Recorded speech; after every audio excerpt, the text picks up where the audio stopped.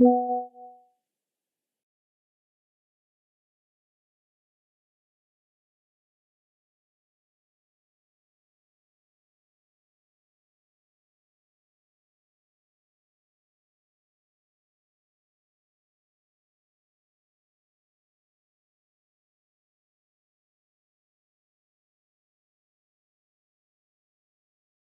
fronting, which is a serious criminal offense.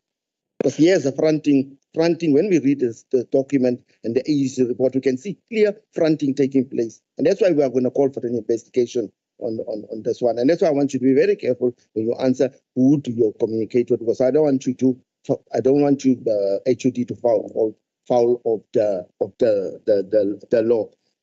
Then that's the question. Okay, right? Answer that one and I'll come back to the next one. Thank you, Chair.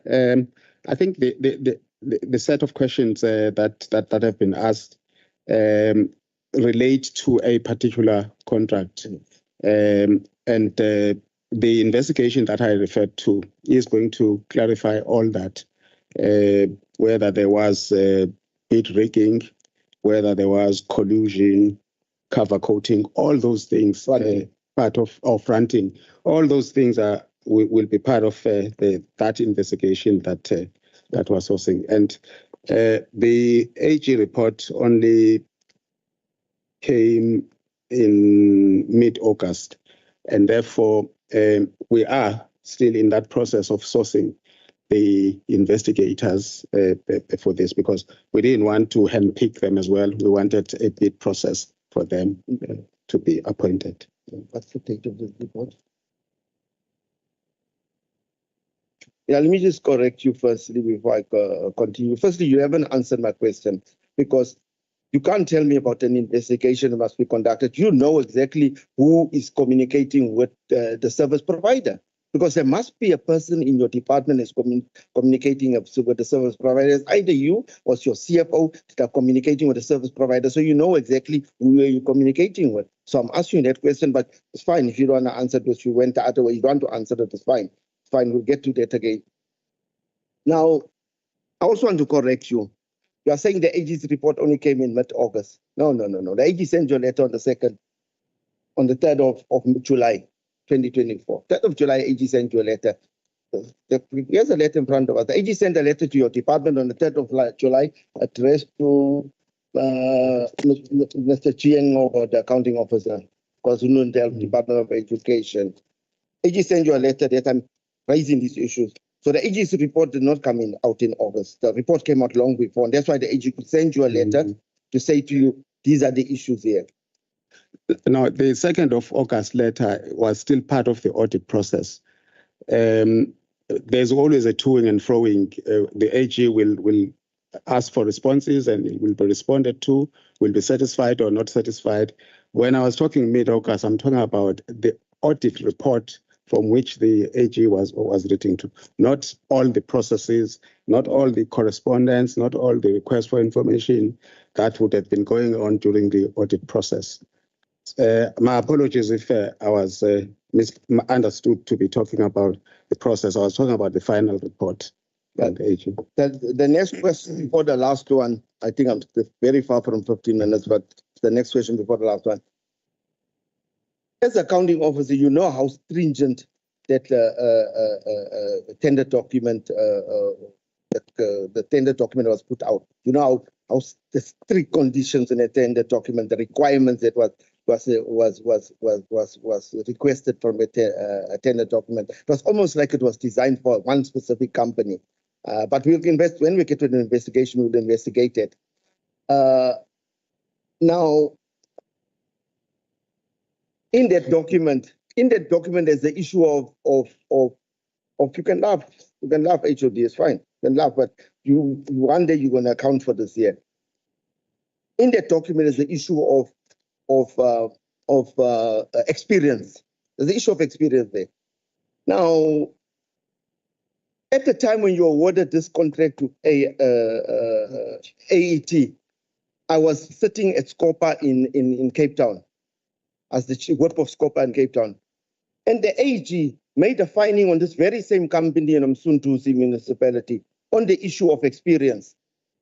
Because this company was trying to take KSA's experience and say they're using KSA's experience. So the AG found against them that they lack the experience, therefore they don't qualify to have been awarded a contract. And the Msunduzi municipality implemented consequence management.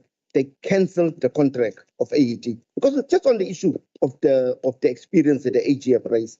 And at the very same time, you are awarding a company a contract worth hundreds of millions of rands with no experience. So can you explain that to me? How did this happen? How does that happen? Did that happen that you'll overlook even the issue of experience in your own tender document? Because they were disqualified by Msunduzi because of the AG raising an audit query about the experience. AG said, you do not have the experience. They then said, no, they're using KSA securities experience. The AG said, you can't do it. And the Msunduzi municipality cancelled their contract. And you, on the other hand, is awarding them a contract. How is that possible? And I think I've already responded to say that matters relating to what the honourable member is asking will be subject of the investigation that I spoke about. The details of which will come out in that investigation report. Okay, Chairperson, all my questions was not answered. All my questions have not been answered by the department. They have not answered a single question. Now, these are the very same department that wants to appoint a company, a service provider to do the investigation. Chair, I would want us to recommend, Chair, this is not a question. I want us to recommend, Chair, that Treasury, the MEC of Finance, Treasury, appoint a service provider to do this investigation. I also want us to refer this matter, Chair, to the SIU for a thorough investigation, Chair, because what has happened here is blatant fraud, corruption, fronting that has happened here. And the officials are not giving us any answers to this thing here. So we will not let this thing lie down, Chair. We have to take it further. And the issue that the officials want to appoint somebody to investigate, we can't accept it, Chair. We must not accept it. Thank you very much. Yes, Honourable Dirks, you're quite correct. And look, I must just always remind departments when they appear here that SCOPA's methodology, certainly in this term, I'm sure it was before, is that we walk the path with the department or the entity. So after this engagement today, we will be communicating with you, with MEC and HOD, explaining what we as a committee want. And that will include quarterly reports. And so we want to see what happens with all your undertakings today. And, I think it's very important for all officials here to notice that if you say one thing today and something different happens in 3 months' time, or the next time we meet in the committee, we will remember that. We've a very long memory in SCOPA. So please just try and be accurate in what you're saying, and don't make undertakings that you know that you can't follow through on. I do have sorry, just to come back to Honourable Dirks, 100%. And obviously, as a committee, after we finished all the hearings in October, we will formulate the resolutions of what we want out of each of those, and that will include that. And as you know, Honourable Dirks, this is not a quick road. This is a marathon. So, yeah. Honourable MEC, just out of deference to your position, I'll take your hand first, and then I will go to the AGSA, and then I will come to Honourable de Klerk. No, thank you, Chair. I'm raising my hand because in terms of law, it's an MEC that presents a budget to a legislature. Then the legislature approves the budget. Then the accounting officer implement the budget that is approved, presented by the MEC. That's why I'm raising, because I still have a responsibility in terms of PFMA to play an oversight. I understand the accountability in terms of PFMA, which I have also given by powers by the PFMA to play an oversight. Chair, I thought it's important that let me premise my engagement on that point. I think, Chair, it's unfair to say having the HOD responded to questions, then to be on record to say questions were not answered. The accounting officer, if you now accounting officer is asked about the operational matters to say who communicated with his provider. An accounting officer in terms of processes, of SCM processes, tenders would go to BAC, okay, we'll go to BSC to deal with the issue of specification, which specification will also talk about the requirements and experience. Then after advertise and so on and so forth. Then the last step after the all SCM processes, the account officer will approve based on the submission from the BAC. Okay. Honorable Magabani. Honorable Chair, thanks for the opportunity. Honorable Shomuga, the MEC, is new in this department. Honorable Shomuga, you'll get your 10, and then you can further maybe give us a clue as to what's happening. Honorable Magabani, you're now taking over my job. Okay, no, apologies, Honorable Chair. Honorable Shomuga is blocking us from getting clarity on questions that we need answers on. We need answers. Yes, and that's going to happen. Yes, we need answers on questions, but then this is the administration in front of us. Chair, then the MEC cannot block the way of us asking questions and getting clarity from the administration. Okay. Let us ask the administration, we get clarity, and then we continue with the Honorable Magabani. Chair, point of order, Chair. Can I just say something? Sorry, before Honorable Magabani, before I come to you. We need to have EQ here, honorable members. We're in a political environment. If Honorable Dirk says that I don't believe my questions have been answered, he's expressing an opinion. He's not asking for a legal finding from a court of law. When we have a discussion as to a committee as to what we want from the department, then we will have discussions about that. Let's not get offended by each other when we say, I don't think you've answered my questions. He's expressing an opinion. Obviously, the HOD will have a contrary opinion, but as a committee, we will formulate what we want out of the department. And we will be robust and we will be rigorous. There's no doubt about that. I'm sure that none of the members of the committee will allow us to be weak-willed on these things. So please, let's not have conversations back and forth that derail the process. Let's stick to the business. Honorable Dirk's had his opportunity. He will have opportunities later if he requests them. Let's just stick to the business and not get involved in mudslinging here. Let's have the EQ we need to run these meetings professionally. Yes. Honorable Glugwana? Yes, Chair. Thank you. The point of order is reducing the MEC to say is new here. I don't think that is appropriate because the office is perpetual. The office that he occupies is perpetual. It continues. And saying, you don't say anything, MEC, you are new. I don't think that is correct. I think it's out of order and should not be allowed. Okay, once again, I don't want to have a big debate on this.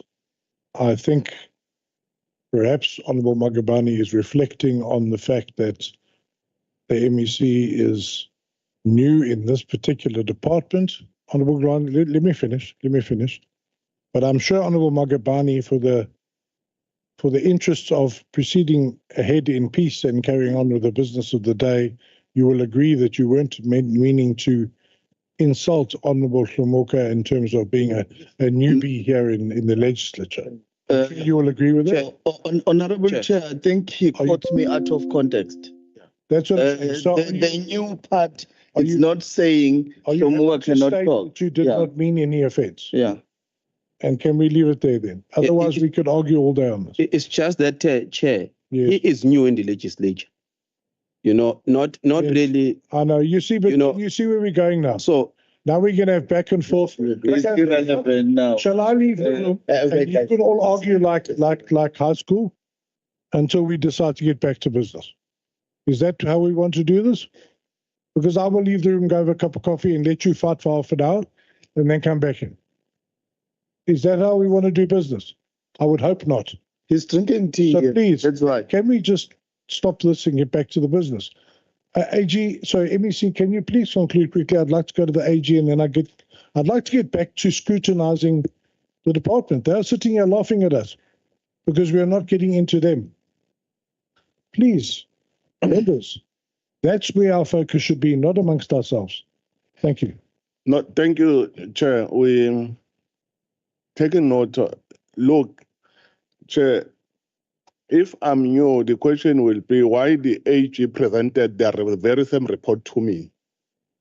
Because I'm new, but the very same AG presented the report to me. The very same AG was engaging me on the report of the last financial year. So this is new. I don't know it's new from what. Because I'm part of this report. It was presented to me. I engaged AG about the report. I think it's important to understand. I was trying to raise a process, Chair. I'm not going to keep quiet because one day I will be asked why I was quiet when in the meeting we were told that the department, the accounting officer, failed to respond on the questions raised by the honorable members. That means I'll be feeling my responsibility to respond on issues that have been raised by the honorable members. Having said that, Chair, I'm saying the questions that have been raised to me are correct in terms of the information that is needed. I totally agree with it because I don't want to be seen as if I'm hiding something. But it would be unfair to say to HOT who was communicating with the service provider. That means the HOT must now check from the telephone dial, said who called the service provider. It's unfair. On which day? It's really unfair. The HOT is saying, look, we're listening to you, we hear you. Let's go back and do an investigation and provide the report. And when you discuss in the absence of the department, for sure it will come with a time frame to say, whatever that the investigation will be done, but let's make sure that we get this report on this certain date. But this would, because HOT will say, is CFO who was engaging with a service provider. Then the investigation will say, no, CFO have never even engaged with the service provider. Maybe it's an admin tech, or maybe it's a assistant director. So those are the processes, Chair. Must allow us to respond because it must be on record. There will be a time where we will be required to respond, even if we will be not in this house. That's why today we have an issue of Ace Makashule, a former premier, who is charged to fail to play an oversight on the certain departments, having departments having an accounting officers. So I think it's important to understand that point and not suppress us when we try to respond on the issues that we feel. You might not see a problem now, but tomorrow we have our integrity to protect also. We understand the issues that they are raising. For sure, you have been given opportunity to attend a document or whatever to say whoever who gave, but we don't have a problem. But let's been given opportunity to, because the issue of Msondozi might not be similar to the issue of education. So the issue of eThekwini might not be the same by the issue of Ilembe. Wait until we provide that report to you to say this, then you scrutinize if you feel that you correctly said that we have powers to summon anyone, but not our wife. If our wife are not involved, you can't summon our wife if they are not involved on the matter. So this intimidation, say no, can even summon your wife and chair, we are keeping quiet now. Now, honorable members will be now intimidated. Hey, even our husband will be someone here.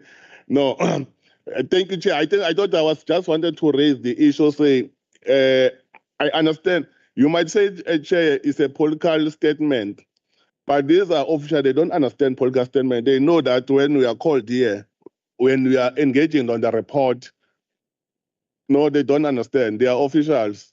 Unless you know them as Honourable politicians. Chamoka, Thank you very much. Just conclude, please. Honourable MEC, thank you for your input. But I think, as chair, I must establish some authority here. The normal procedure is we ask the MEC to make opening remarks, and we will ask you to close with your concluding remarks. We really are, in terms of the PFMA, the gentleman sitting next to you is the counting officer. He's the one who must provide the answers. I don't want it to sound like you are stepping in to protect your officials all the time. You have the opportunity to make a statement at the end regarding that. And I'm sure you will agree that if after every single questioning session you jump in to help out the officials, you'll be here till 8 o'clock this evening. And if you want to do that, we can do that, but I don't think it's going to be very productive. So, MEC, please note down all your objections, your questions, your issues, and then please, I will give you the opportunity, as long as you want at the end, to give us concluding remarks. I would really appreciate if we could really talk to the officials. Thank you. AG, briefly, what is the issue? And then I can go on to Honourable de Klerk. Thank you very much, Chair.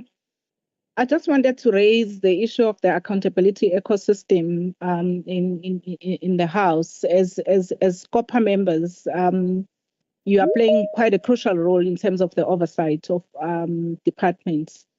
So I don't want us to move away from that focus.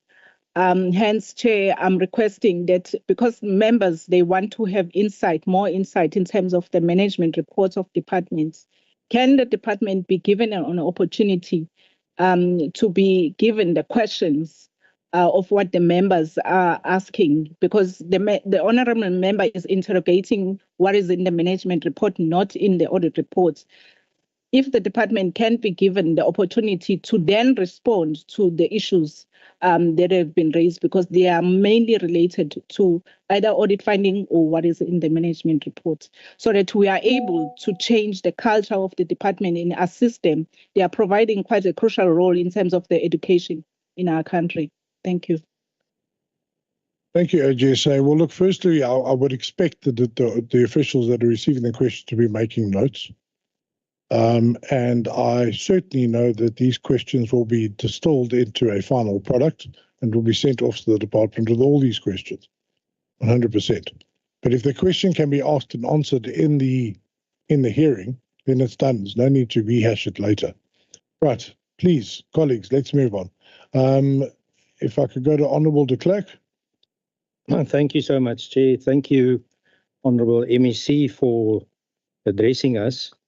And you are spot on when you say there's a problem with the infrastructure, and that will be even worsened by the reality that 94% of your budget goes for salaries. So it's going to be tough. You've got a tough job. And you're 100% correct to say we are here to make sure that the officials comply with legislation. And that is specifically where I want to go. Because if we look at the PFMA, the accounting officer's responsibilities is set out in Section 38 of that Act. So let's deal with the legalities. So I'm not going to go through all and every sundry of what is said, but we all know that the buck stops with the HOD. Then we have Section 86 of that same PFMA, that what happens if an official does not do its job and is grossly negligent.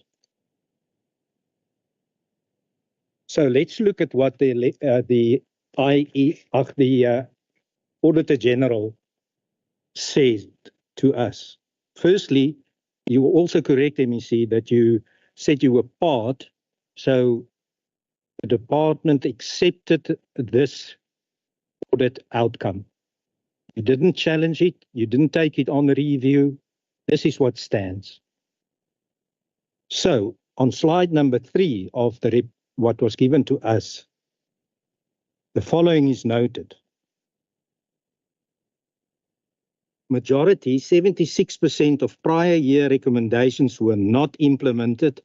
As a result, repeat findings were issued in the current year.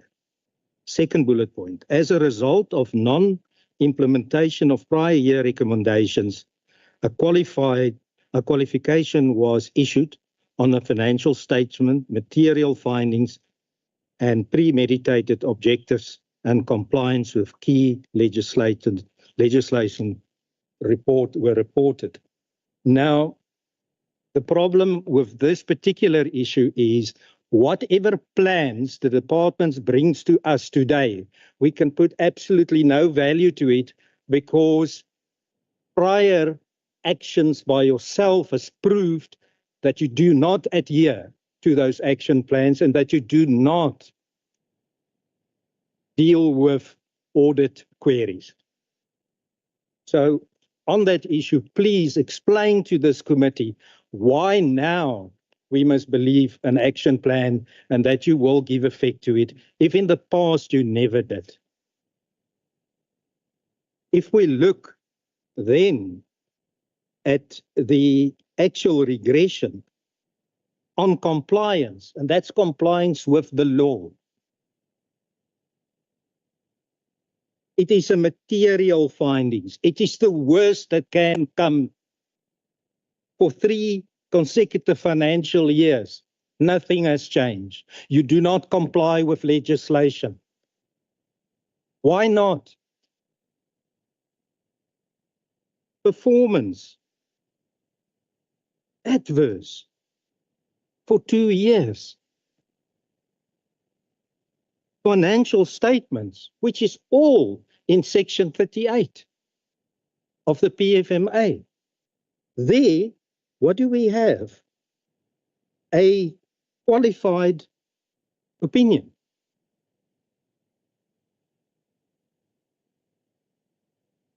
So the overall message of this outcomes is as follows.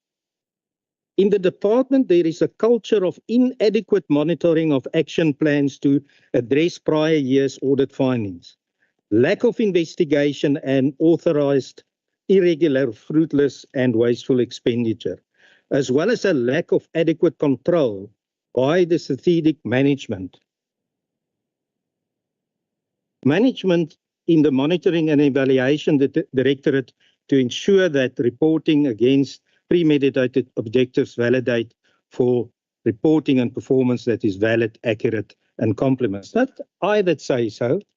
It is that report which you owe that says so from the Auditor General. There's a culture of defiance. There's a culture of not dealing with action plans.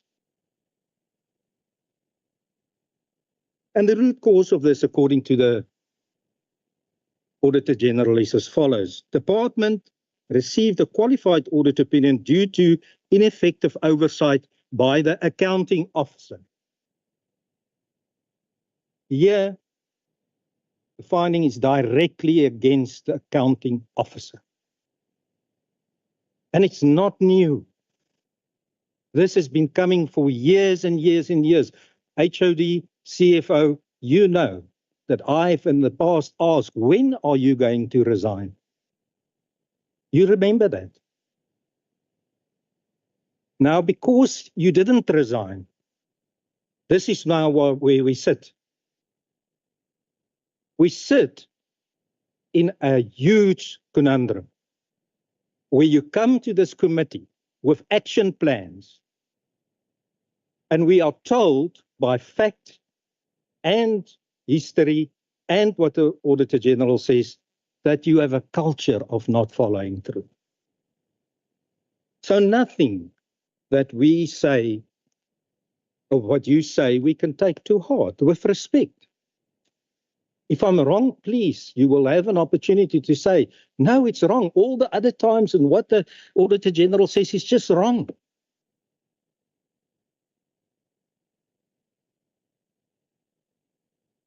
I don't want to go through all the issues because they're so numerous that I will literally sit here the whole day.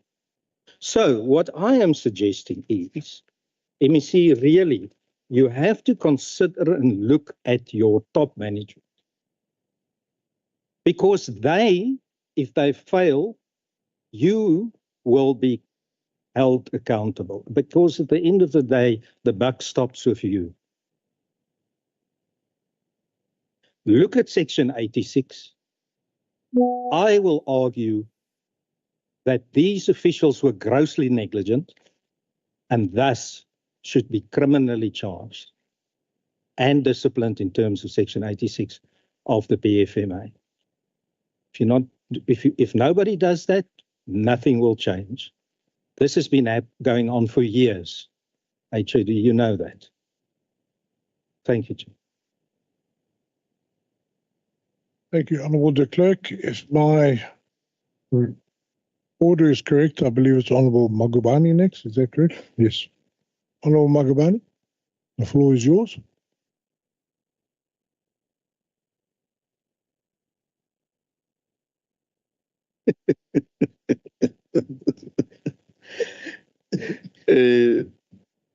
Thanks, Honourable Chair.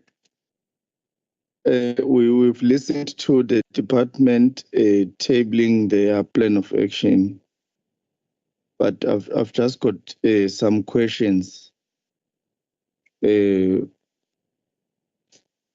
the HOD of the department.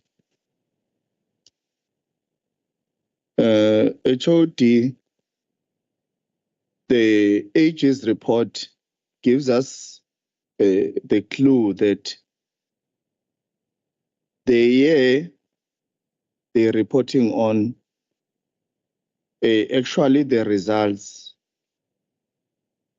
are almost the same as the previous one. And another honorable member has already touched on that. There were no implementations that were done as per the recommendations of the AG. My first question to you, HOD, before I continue with the other ones, in between the most important portfolios that you have in the department, how long have you been in the department yourself, HOD? And then the CFO, and then the director, is it a DG? Do you have a DG? DDG. How many years do you have? The three of you, just the three of you. Do you have in the department? I just want to follow up these questions, then if I can get a clue on that. How long have you been in the department? I'm not sure, Honourable Magubane. Do you want us to individually say so, a combined total? A combined total? You no, each one of you. Okay. How many years does each one of you have in the department? With me, more than 35 years or so. You can go to the CFO. As the HOD. The teacher. As the HOD. No, as HOD, yes. 2 years.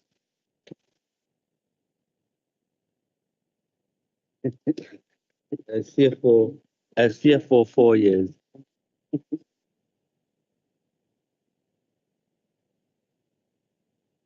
Director?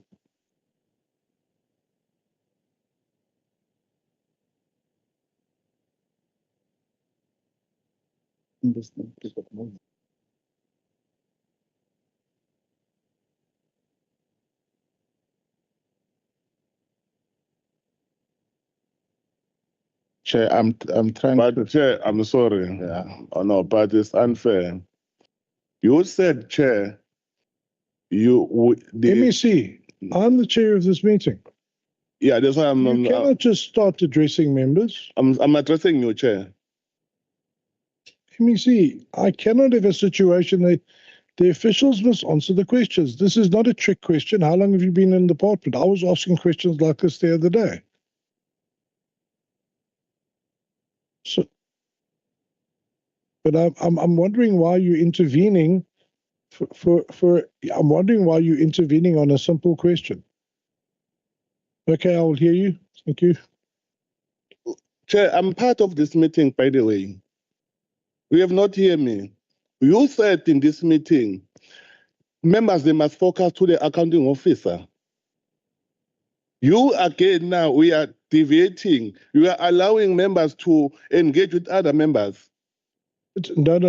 MEC, I'm sorry. I said that the full focus should be on it, but that does not mean that the other members, the other officials must not answer questions. But Honorable Makubane is insulting DTG, is calling him director. Is it right? He's saying director. There is no such thing as a DDG or a DG in provincial. Magubane, no, but that's what he said. There's no such thing as a DDG. No, that's what he said. Oh God. That's what he said. Thank you. But no, Chair, it's just that you are allowing this. Thank you. But there seems to be confusion. Every single official there has taken the oath, which means they can all answer questions. I was just directing the committee that the primary focus should be on the accounting officer. But there is no one there who's an exemption from answering a question. Now, can we just get this question out of the way so we can move on with Honorable Magubane's other questions, please? Can you just tell Honorable Magubane how many years you've been in your current position in the department? It would be very helpful. Thank you.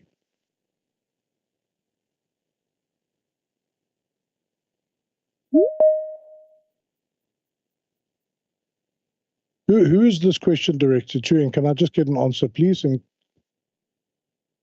okay. Can I ask you the question as the chair of the committee? How long have you been in the department? As the DDG? Yes. 10 years. So how long? 10 years. 10 years. Thank you very much. Honorable Magubane, back to you. Thanks, Honorable Chair. I had a reason why I was asking such a question, not that I was insulting any official, MEC, just to give you a clue. I wanted to understand how long the senior officials has been in the department, and then so that we can correlate it with the results. Only to see now, the only HOD with less years is the HOD himself. The CFO has been there. The TTG has been there. I'm just making an example. So here we are having a report that almost covers 2 years, let me say so. It's a previous year and the current one that we are reporting on, let me say so, to put you in brief. And then the AG's report says none of the recommendations, not none, 67% of the recommendations that they said put this on system was not done. But the CFO has got 4 years in the department. You've got other senior officials in the department that has been there for years. The AG gives you recommendations, HOD, or your staff. They give them recommendations, say, implement these processes or put these processes in place, then you will get a better report. But none of the staff is doing that, but they've been there in the department. They are not new. So I've got 3 questions, HOD. Will you agree with me to say these recommendations of the year prior to this report? Were they deliberately not implemented, or there was false play in the department? Or there were some things that were actually done anyway, anyhow, in the department? Because you cannot have AG's report and you have senior officials who has been having experience in the department, but they don't implement what has been recommended by the AG. So do you agree with me that there is a problem here? The second question is, AG has gave us information that the department has incurred unauthorized expenditure amounting to 63.5 million due to overspending of the budget.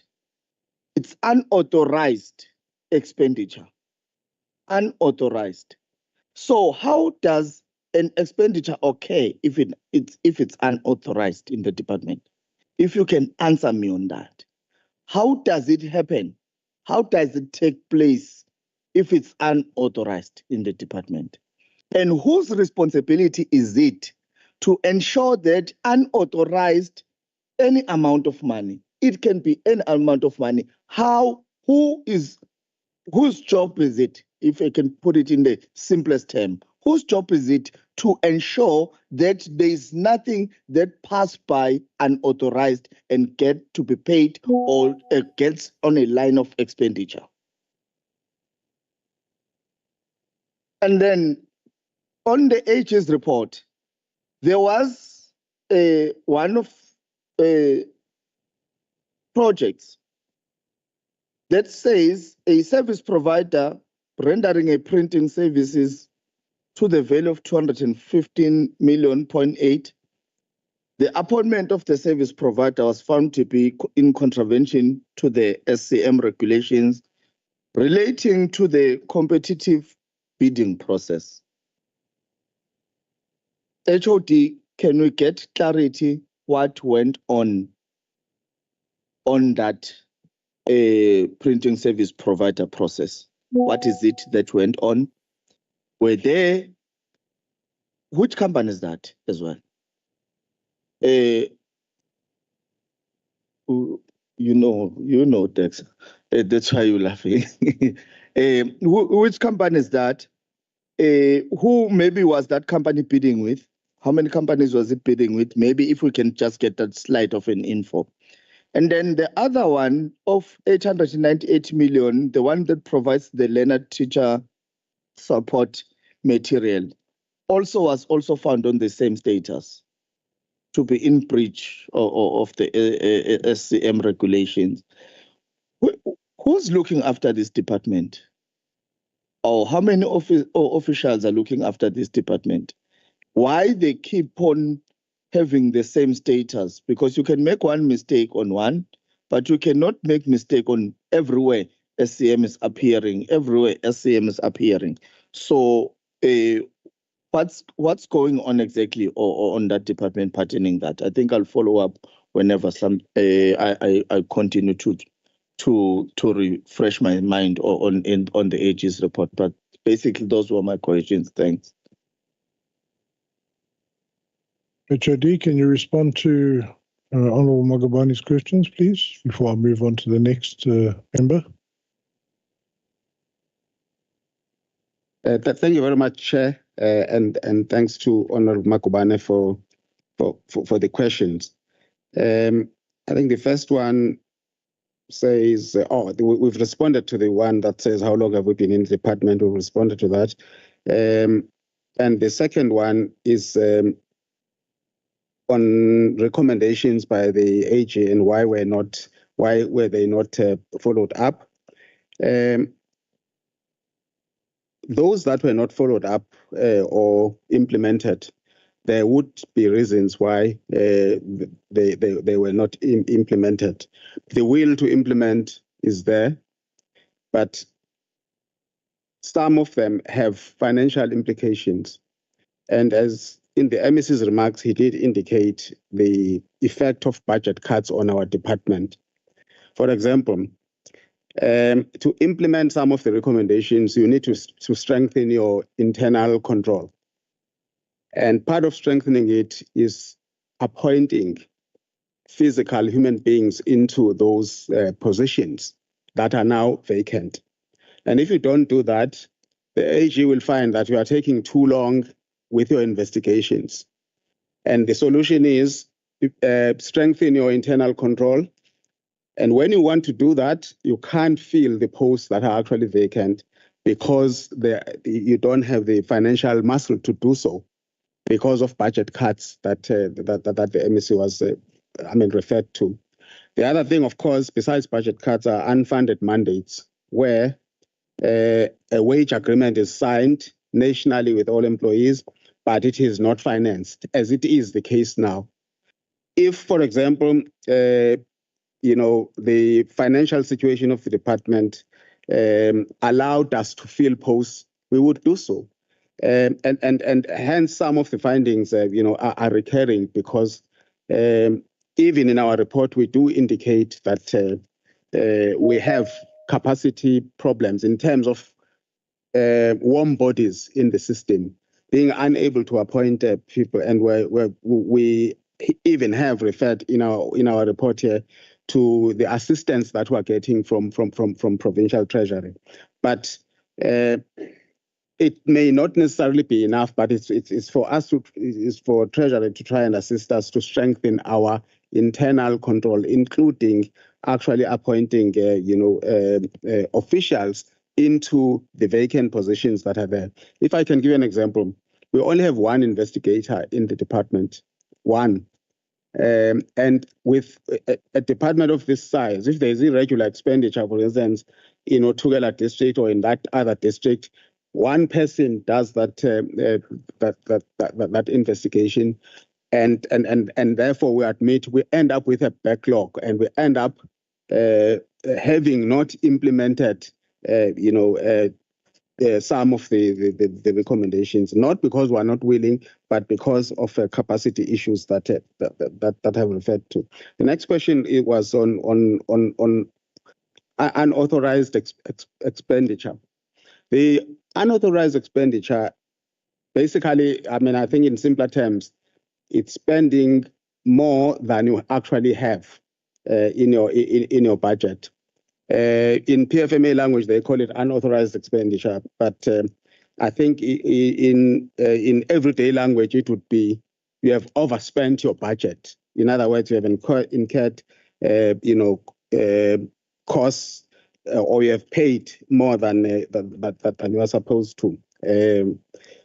You have incurred expenditure which is more than what you have in the bank. And the main cause of this is the compensation budget. That is not enough. Whereas we are a labor-intensive department, we cannot do without teachers. We have 90,000 teachers now, but the budget keeps shrinking. We keep being unable to actually be able to afford all the employees that we have. But the catch situation is this: we cannot reduce them either. One, because it would be not sound educationally to reduce the number of teachers when, in fact, the demands, the academic demands, are even more. So the unauthorized expenditure occurs from there, not necessarily from goods and services, where you appoint, but it occurs in the main on the compensation budget of the department, but it then affects everything else. The other question was the printing, the tender on printing and the tender on LTSM. I wouldn't offhand know how many bidders were there for the printing and for the LTSM. I wouldn't know, but the issue was that the AG's finding was that the AG found that the way the bid was advertised disadvantaged people who didn't have, for example, an external printing place which is within a 50-kilometer radius from our center, which is in Durban in the Malgate building. The AG quoted a particular case in the Western Cape, to strengthen that finding, to try to base that finding. And in our response here, we've said we are, seeking guidance from Treasury as to how then a bid like this should be advertised, and why. Putting a particular radius when you have reasons, for example, to ensure that if exam papers are printed and there's a problem, the next printing place should not be more than 50 kilometers from where your main printing house is, because if there is a technical problem, you've got to ensure that that exam papers are printed on time. We accepted the AG's report, and we still though want further guidance in terms of how we will advertise a tender like this in future, and that's what we've reported. I think the same reason for the LTSM was given. It was the question of the radius. For the printing, it was a 50-kilometer radius, and for the other one, it was a 100-kilometer radius. All for the same reason, that printing examination is a highly sensitive matter, and therefore an external or a reserved printing place must be close by to our main one. The same thing with the LTSM. We said at least 100 kilometers, not as sensitive as the exam. That's why the radius was shorter. But all this we accepted when the AG then said, although we didn't really agree, but that was the finding, and we can't change it. And hence, we're saying in our report, we're going to be seeking guidance then from Provincial Treasury as to how to advertise these bits in future, together with seeking condonation of this irregular expenditure that is reported. Thank you.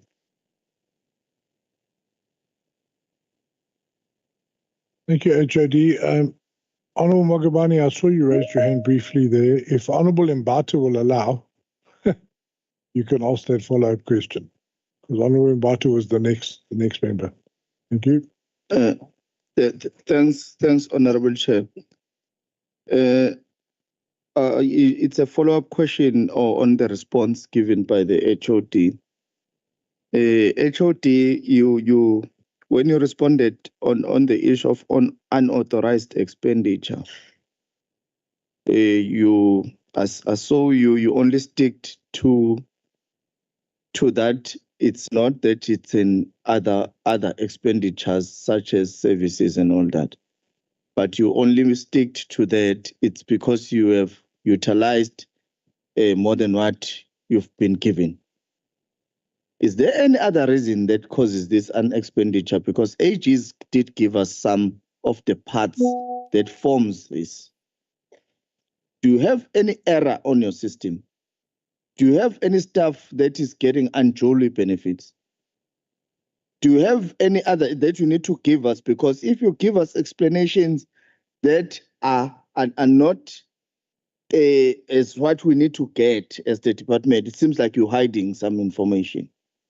So what else does it contribute or constitute this over expenditure? And if I may just ask, just to know, why is your overdraft moved from 955 million to 1.4 billion?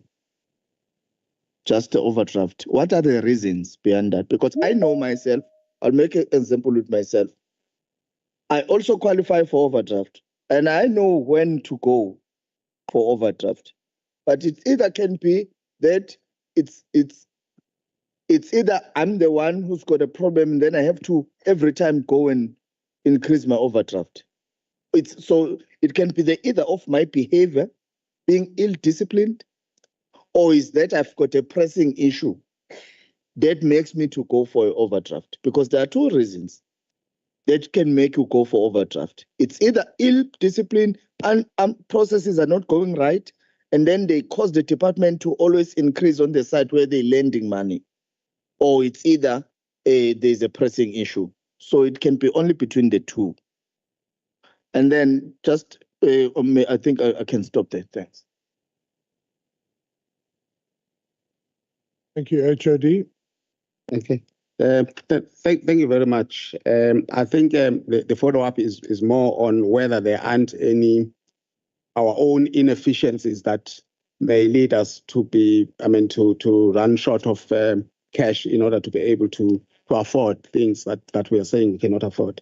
The issue that you are raising, for example, of overpayments and staff debt, are issues that we are grappling with and that we are dealing with. In other words, we have accepted that there are certain inefficiencies in terms of dealing with debt. Some of these inefficiencies are as a result of the staffing complement of the department, particularly in our districts. But the overpayments are not something of just the past 2 financial years, but they date back to years and years ago, even before the departments amalgamated. And the huge amount of staff debt that is said that sits in our books, not all of it is actually recent. Part of it is more than 10 years old and actually should be written off. But there are processes of writing off debt of people who would have been overpaid while they were in service, and then they left, and the debt was raised against them, which is very difficult to actually deal with. Those are inefficiencies in the system that we're trying to correct. We're only hampered by the fact that we're unable to fill all the posts that we need to fill, particularly in our districts, both in HR and in SCM and other units of the department. The MEC in his remarks did indicate how many posts, for example, on the administrative side of the department are vacant. We're supposed to be having 15,000 staff there. We only have about 9,000 of late. The latest statistics were indicating that we only have about 9,000 now left. Those staff shortages contribute a lot to some of the inefficiencies that are reported, and the third parties, will do all our best to ensure that we improve and seek assistance from Treasury. But as long as we have this problem, we will keep on improving in terms of our efficiencies, but it will take time if we don't fill the posts that we're supposed to be filling at all levels of the system.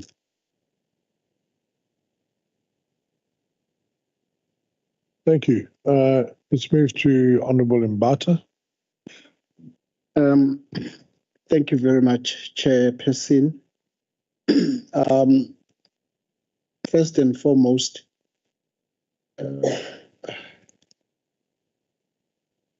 okay, I don't know where to start, but I'll try and be brief and in my questioning, Honourable Chair. But before I ask any question, I'm going to just read a line from the AG's report. It says, this also speaks about the education and skills reflection on the curriculum delivery in schools. This also negatively affects the quality of learning in schools, which may negatively affect the quality of pupils produced by schools. So before I ask any question or before I make my point forward, I just want to ask this question, then I'll continue. When did HOD, when did you receive the report from the AG? This report. If you can just give me a date, because my line of questioning will be determined by when did you receive the report, if you did receive the report.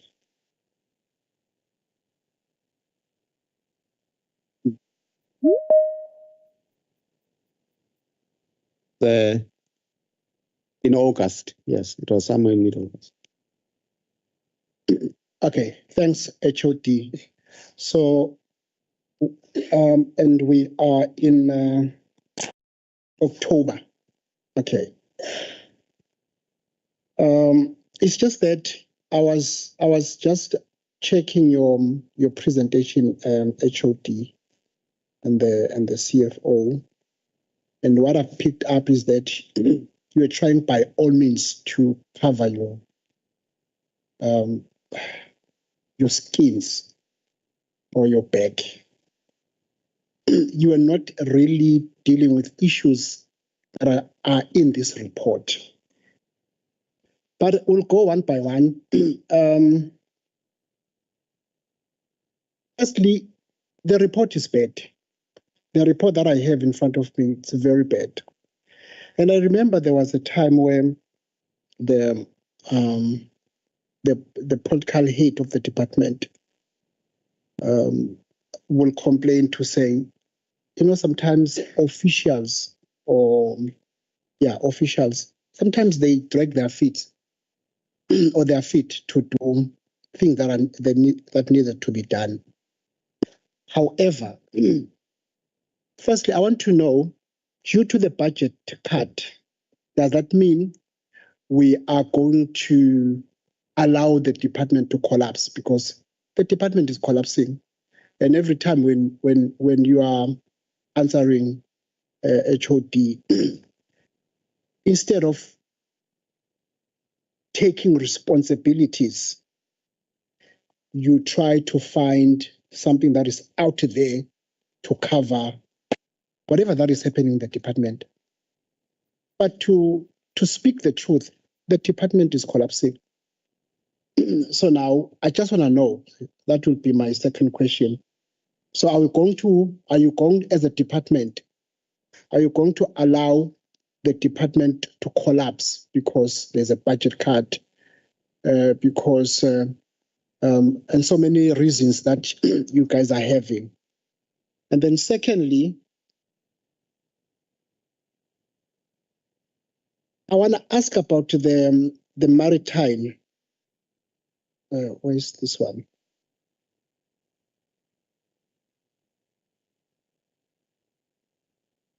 Just want to go straight to it.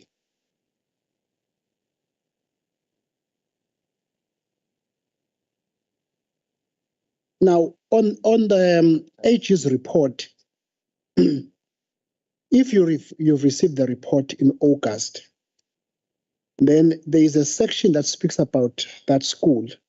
And one of the things that the report is saying is that they are, I don't seem to find this thing, but there is the issue of construction. It's bad. So now, before coming here, have you guys tried to go to these two schools?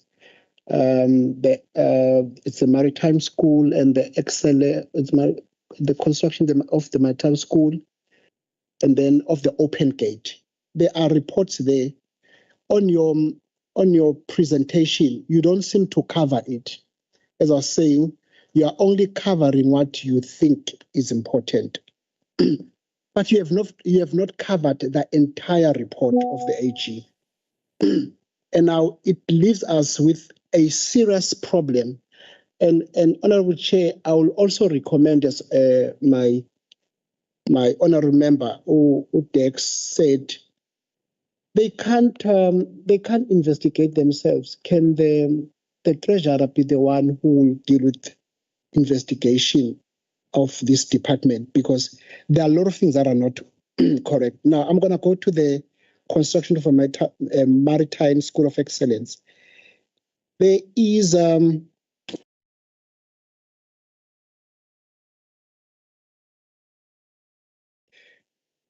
For an example, wall not properly built, door frames not properly affixed, and concrete columns not properly cast was identified. And clearly you know about this. But on your presentation, you did not say anything. And there are even pictures here, and I know you know about them, that shows that something is not right. But nobody has been held accountable for that. It's as if everything is fine, business as usual. What is your take on that? And also I'm going to include the other one, the open gate. Then after that, I'll have other questions, but I just want to understand. And with the open gate, it's even worse. The project value, initial and completion for the construction of the school has escalated from 52 million to 104 million over a delayed period of 4.5 years. First contract was terminated due to non-performance. Why was this contract appointed in the first place? Second contractor provided notice of termination of the contract due to non-payment or payment claims. I know with this one you'd be like budget cut. And then currently no contractor was on site. Anticipated completing date, therefore unknown. What is really happening in the department? Can I have clarity on these issues that I've raised? I'll come back, Chair, with the last bite. Thanks. Thank you, HOD. Through you, Chair, I will allow, after I've responded to this one, I will allow DTG Hadebe to respond because she is the specific program manager on infrastructure. So she will have some of the detail that the member is requesting. I'll just respond to the question of are we going to allow the department to collapse because of budget cuts? The answer is no. The budget cuts that we're facing, it's not the first time that we've faced them. For the past 3 financial years, we've had budget cuts, but we have not allowed the department to collapse. In fact, this department, in terms of performance on its core, is second in the country in NSC, and in all other grades, from grade R to grade 11. This department is doing well. But what the budget cuts are doing, they are limiting our ability to go even further than where we are, particularly in relation to the fact that we cannot, appoint all the staff that we need to appoint. And even if a person was employed just yesterday and they've now left, we can't fill the vacant post that has been left by somebody who has retired. And we are flagging this as something to say, look, these are the challenges that we're facing. And we are seeking assistance from wherever we can get assistance. With National Treasury, just a few days ago, we had a meeting nationally with National, because all 9 education departments are speaking with one voice to say that education is underfunded. It's not only just the KZN. It's just that KZN is big, and therefore the impact of any budget cut will always be bigger in KZN. But as for allowing the department to collapse, we will fight and ensure that it doesn't collapse, and we'll do everything we can to ensure that it doesn't collapse. The other questions, on open gate and the contractors and so on, I must say that in our response, remember the Auditor General's report is a very thick document. We must agree that we concentrated on the main findings that led to a qualification. It doesn't mean that we are ignoring the other findings that are there in the report. And in fact, the action plan that we've sent is more detailed, because it deals even with those that we didn't deal with here. Here, we dealt with the main causes of the adverse findings. But there are other findings that it doesn't mean all other findings are being ignored. I'll ask did you had to respond on the specific infrastructure issues? Okay, thank you, HOD, and I'll respond to the question raised by Honorable Mbata. Let me start with maritime. Let me indicate, Honorable Mbata and the members, that the project is not yet complete. So it's not a complete project. We are still on site. And as we continue to construct, yes, we as a department, together with AG, will identify some areas that the contractor needs to correct, but we are not yet done. We are still working, and as a department, we have issued some of the snag list that the contractor and the consultants need to attend to, and that is why it is not advisable to audit, especially on completion, on workmanship project that is still underway, because it's not done. If we are done, then we can conclude to say this matter has not been corrected. And also, we are visiting sites. We are having meeting with implementing agents together with the consultant. Even yesterday, we had a meeting with the maritime team to check progress and to check whether some of the issues have been attended. So we'll continue to do that, and even up until the project is complete. Then when we're still on site, honorable members and honorable chairperson, we will have issues, but we need to correct them as we go along. So the project is not complete. We still have, and we are monitoring as a department, and we're having a meeting with the implementing agent and the team. And then moving on to the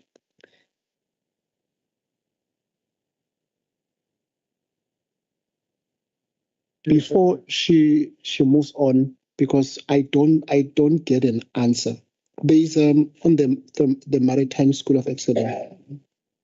Picture 1 talks about the door frame not properly. I'm not talking about the incomplete project. Honourable Member, just re-ask your question. Yeah. Okay, can I hear your question? Yes, we've identified, in fact, it was not the only AG that identified that. We identified the same issue as a department, and we have given that to the contractor as part of the snag list. We have a duty to give the contractor each time we do an inspection, because we inspect the construction all the time, and we issue areas that we feel they need to be attended. And the issues of the doors and some of the windows, and as indicated in the report, are the very same issues that we've issued as a department to the contract, and they are correcting it. And as we are still on site, even yesterday we had a meeting. Next week we have a site visit as well to check if all those issues have been attended before we can even complete and declare the project as complete, Honourable Chairperson. I'm not sure whether I'm answering you. Chair, I'm not happy, and I'll tell you why I'm not happy. It seems as if we are babysitting these contractors. A contractor is not doing a job well and is still on site, because this is a complete project. It's not a project that they are starting from the scratch. It's a complete project. It's not a complete project, Honourable Chair. It's a no, I'm not talking about the school. No, I'm talking about picture 1. Go and check picture 1, please. I'm not talking about the school. No, but Honourable Chairperson, we cannot respond on pictures and isolate that from the entire project, because the scope of work is not the construction of a door or a window. We're building a school, and as you do the inspection, obviously there will be areas where the department is not going to behave. We are not going to behave with this particular door. We are not going to behave with this and that, and we give that to the contractor to say, please correct, and we are not going to issue the completion certificate. Let the official answer. Continue. Yes, and I'm sorry. Probably I don't know.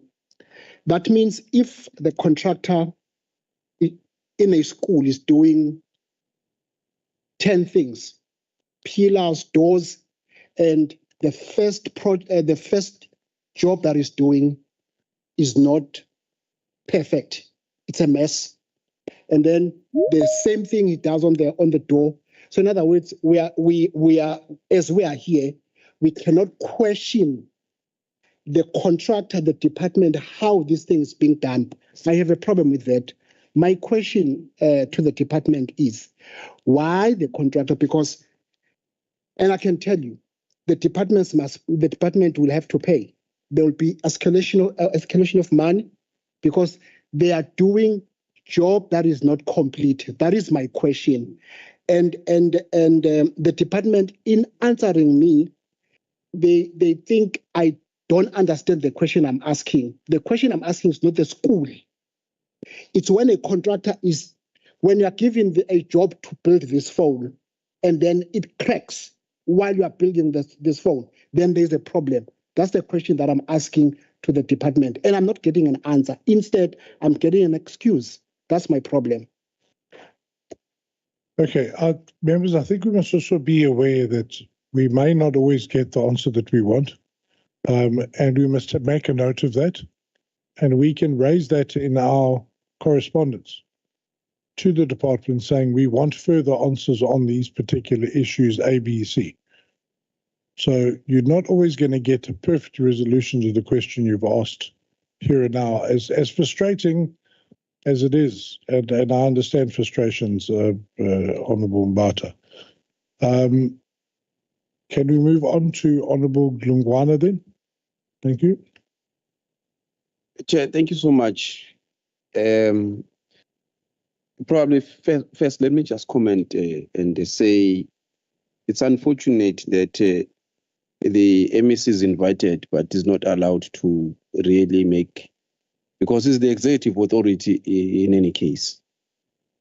And I think it's unfair if we're going to call him here, sit here, and not be allowed where it's necessary. You know, Sorry, so yes. Can I differ with you, Honourable Fellow Chair? I'm not saying that at all. What I was saying is that I was asking the Honourable MEC, who I have great respect for, to allow the officials to answer questions, and only where absolutely necessary to get involved in the nitty-gritty of the hearing. But the Honourable MEC is welcome to raise his hand at any point. I've never said not. I've just asked that we deal with the officials because they are the responsible persons. So if I can just clarify that, Honourable Mwana, at any stage, Honourable Khlumoka can raise his hand, and I will take it, and I'll take his point. Yes, because he's the executive authority. Of course, 100%. Ultimately of the department. And at the conclusion, I'm going to allow Honourable Khlumoka to give all his closing remarks. Yes, I thought that I must make that comment so that at least, you know, my observation. Because when the MECs do not come here into our committees, also we raise issues. So I thought that for me, it's very important.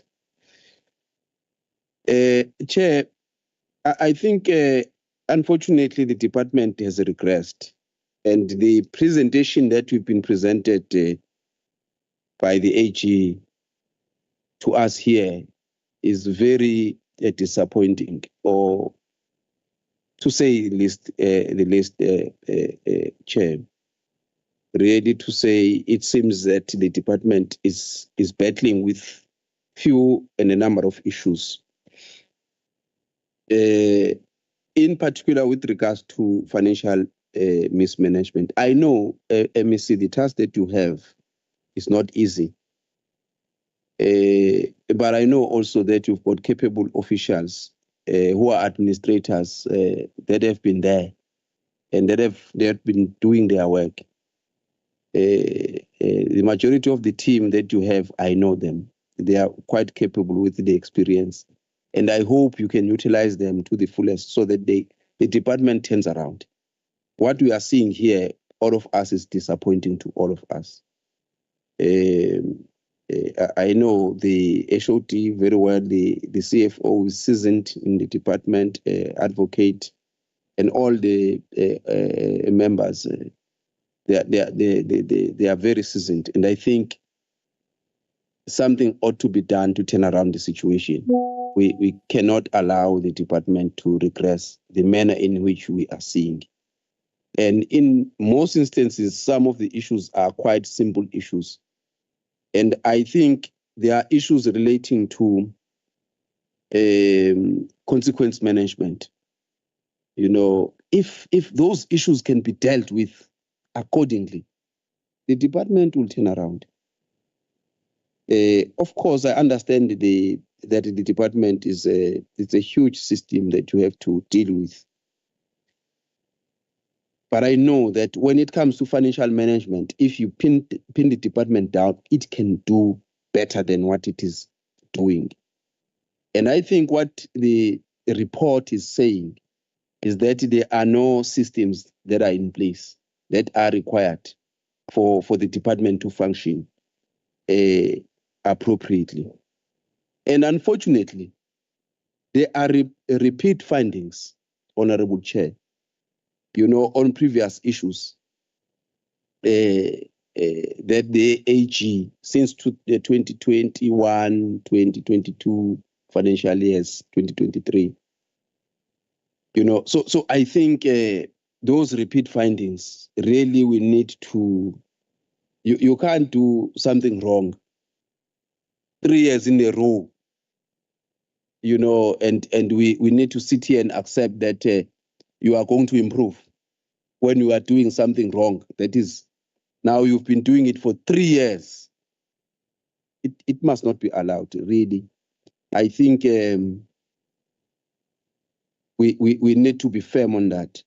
On procurement findings, I think what is lacking is the consequence management in that regard. If we can focus on, the consequence management, because that has been the issue that has been recurring. It means there's something, and more focus must be put into that. And I think the issue of infrastructure has been dealt with. Lack of commitment to the operational discipline at the school district level. That's a serious worry. And this is being said by the AG. And that you see with what is coming out at the school level, the wrongs that you see there, that the AG is picking up, it will show later. It might not appear just now, but the impact, it will come later to haunt the department. And I think a more focus must really be made or be put in place on that operational discipline at a level of a school and a circuit and a district, which I think the AG is emphasizing. We note, Chair, that there's a program for payroll verification system, which is very important, I think, which must be implemented without any delays. Because I think the department is saying the spin-offs there are over $1 billion just for implementing that system. And I hope that voucher control system also will assist. I'm not sure if the department has looked at the enterprise content management as one of the initiatives, because I know the department, everything that it does, it's on paper. It's manual. And I'm sure when you want certain documentation for the past 3 years that you are referring to, you might have a very serious difficulty in finding some of the information because it's piled somewhere. Because there is no system that handles that. And I think the department must look at. I'm happy that there are a number of initiatives relating to that, but the department will do even better because the system itself of the department is big. If it's managed using an electronic system, would be much better, as opposed to manage electronically. And I think I'm really encouraging the department in this regard, Honorable Chair, to look at that. So those were my comment mostly, because I think the department has actually dealt with a number of issues that have been asked. Thank you so much. Thank you, Honourable Lungwana. Honourable Matlopa, yes, I see your hand up. Please. Thanks, Honorable Chair. Greetings to the MEC and his entourage. I don't know whether I have to greet, it's like late in the afternoon, but we have to greet and also appreciate your presence, Honorable MEC, because whatever we raised here, you are also, as you are correctly indicating, you are also part of playing oversight in the department, because the buck stop with you and the accounting officer administratively. Chair, I think the colleagues have raised a lot of things that I agree with them. But Chair, I think Honorable Dlungwane has raised this thing of consequence management. I think if you look at the sample of these 3 years, you can see that on the procurement and contracts management, from 2022 to date, there has been no consequence management. Chair, the grave concern on this report, it's around the issue of the failure on the implementation of the recommendations of the Auditor General. I'm saying this, Honorable Chair, because the report of the Auditor General is telling us that in regards to irregular expenditure, there is 6.3 billion irregular expenditure that has not been investigated.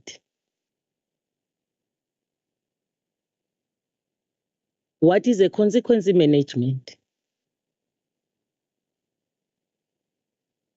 So it's a problem that I think the department needs to attend in regard to the consequence management, because there is no way that the money can accumulate in such a way that, but there is nobody that is following on that particular irregular expenditure. Honorable Chair, the other concern is the issue the colleagues have raised regarding the non-compliance on the irregular expenditure, the issue of the non-disclosure of irregular expenditure. You'll ask a question, why can a relevant official that is dealing with that particular matter is not disclosing the irregular expenditure? These are the challenges that we are looking in this department that need to be attended to in regard to the consequence management, because the sooner the HOD, because the backstop with the HOD, we must say that. I think Section 38 of the PFMA clearly states even what is it that is expected to be done by the accounting officer. The accounting officer becomes more responsible if he or she fails to do the consequence management on those particular officials that are failing the department. I think these are the things that the department must look very closely to deal with them. Because I will ask the other question to say, now I see the action plan. The action plan is here. But it's not the first time that the department the AGSA is giving these recommendations to the department. Why they were not implementing it? From 67% that was not really implemented regarding the recommendations that were put forward by the Auditor General. The question that I may come up with is that what is it that they can do differently that will make us, to have a confidence that the recommendations that have been done in this financial year by the Auditor General is going to be implemented? Because the understanding is that even in the previous years, there was supposed to be action plan that must be put in place after the Auditor General has made the recommendations. I can see now that because the HOD has indicated that now they will try and appoint an independent investigator to actually deal with that. We appreciate that. But to make us comfortable to say what is it that is going to be done differently than the recommendations that were done before.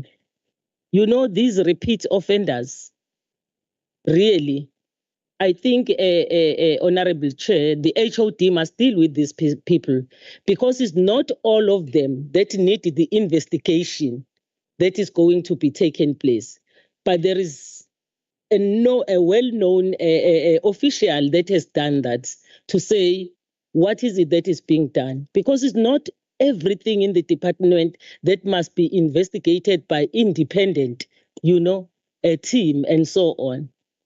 And this one, Chair, leads to ask the question regarding the issue of the audit, the internal audit, to check whether do we have the internal audit. I know that the MEC raised the issue of the capacity in the department, and we understand also regarding the budget constraint, because even in the 6th administration, we even, when the hearings were done, they came and we even requested Department of Social Development and the other department to really assist this department, because it was seen, as my colleague was indicating, to say like 90%, is going to the salaries. And you end up not really dealing with the issues that is really affecting the department in regard to financial management and all other things. Can I ask this question? I heard that the officials, most of them are new, but the issue of the CFO to me is not a new person. It's not like 4 years, The CFO, there has been an acting position since I came here in 2019. The current CFO was acting. If I may ask the question, if that experience that has been accumulated in the department and in the same post, why failing to put in place, the measures, control measures, to deal with the recommendation placed by the Auditor General? Because this 4 years is now when he was employed, I think maybe in 2018 or what, But since he has been part of the department, but there is nothing that is showing us as members, to us, the failure of the department to really put in place the measures. It also affects the service delivery, which we represent as the public representative. So there is no way that we'll look aside when wrong things are being done. There is no way. Irrespective who does it, we represent the people of KwaZulu-Natal here. So we want, Chair, through you, Chair, the HOD, the heads must roll for those people that are failing the department to do the work accordingly. The issue of saying there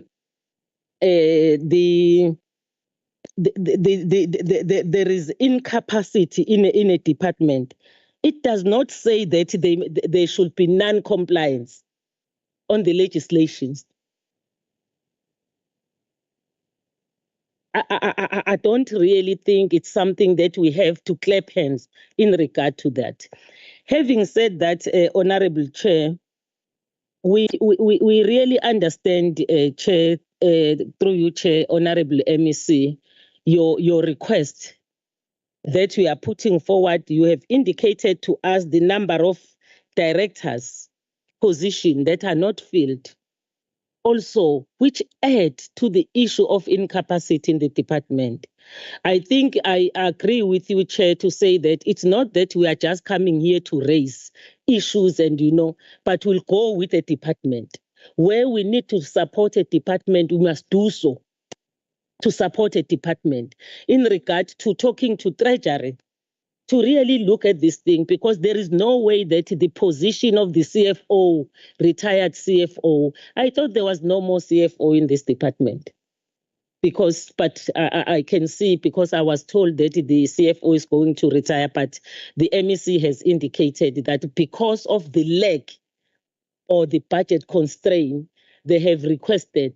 But this is an urgent post that need to be filled on the CFO, that I think as a committee, we will go with the department, as the chair was also saying, that we must support them to try and really recommend the filling of the key position that will have this turnaround that we are saying as a committee. There should be a turnaround that must be done in that particular department. Honorable Chair, we appreciate the presentation from the officials of the department, and we will support them when they are going on the direction to do the right things. But if they are not doing the right thing, we'll raise issues going forward, Honorable Chair. I think this is what, because we are doing post-mortem. I remember when we were in Cape Town, when people were, babefunga laphana ukuthi hayi inkosi ingisize. But we are doing post-mortem. But this post-mortem is not something that is not important. It's a post-mortem that must lead to the turnaround strategy. When we come in the next financial year, we don't see such a report. Thank you very much, Honorable Chair. Thank you, Honorable Madlopa. Yes, I think the patient is ill, very ill, but certainly not expired, and we would like to see the patient get a lot healthier. I'm sure we're all committed to that. HOD, would you like to respond to any of the issues that Honorable Madlopa asked? She didn't pose them always in questions, but if you'd like to respond to that, and then I'll just have some follow-ups, and then I'm going to hand over to the MEC. No, thanks, Chair. I think the Honorable Dungwana and Honorable Madlopa, I can only say that we've taken note of their comments on consequence management, and on especially on things that don't require any investigation, and we commit that we will do that. I mean, we've done it many times. It's just that we have not given details of what we've done. Where we found people having done wrong, we do act, and then there's evidence of that. I think some members would know some of the cases that we have actually instituted against the officials. Thank you very much.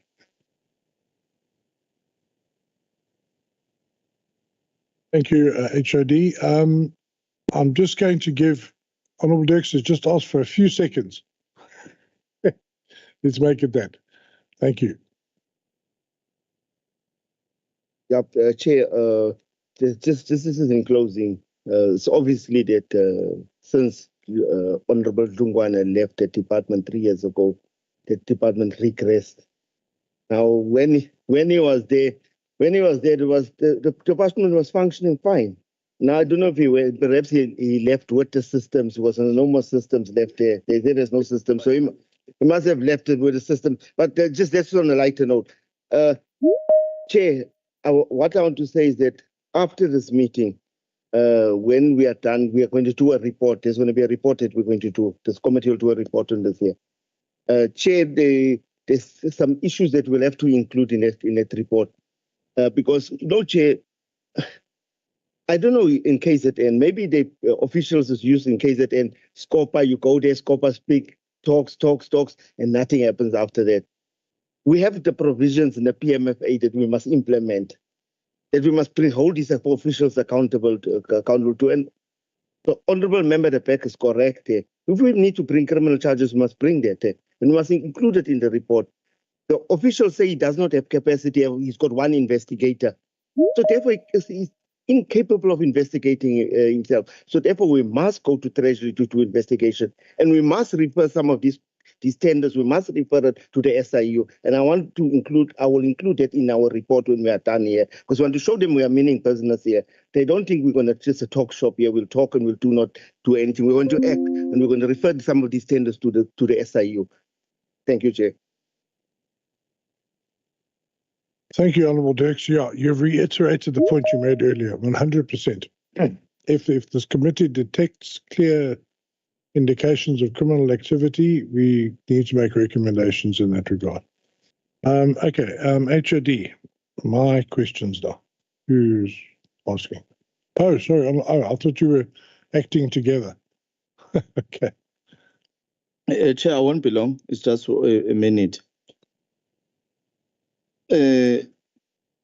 Chair, I've noticed that we're having issues as well, as per the AG's report, on the issues of infrastructure. HOD, some of the fruitless expenditure or irregularities, obviously, or whatever constraint that the department can face, it's going to come from the infrastructure as well that is not complete, that it does not bear the fruits. The head of infrastructure, make sure that you go and monitor the infrastructure. I was very worried that you responding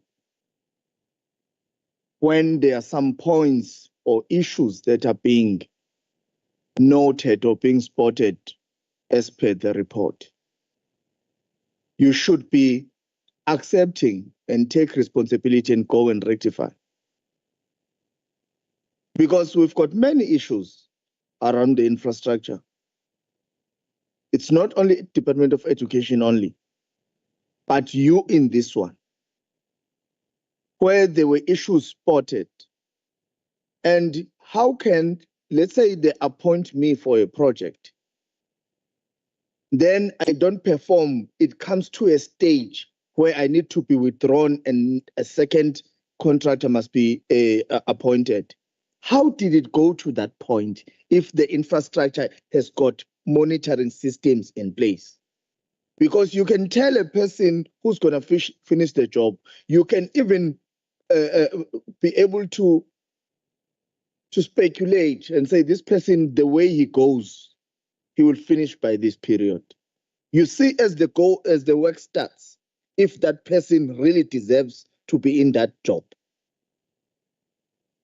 So monitor, put the systems in place and make sure that intervals of monitoring any projects and they're in place. Then we won't have questions for you. Another one, just the last one, HOD.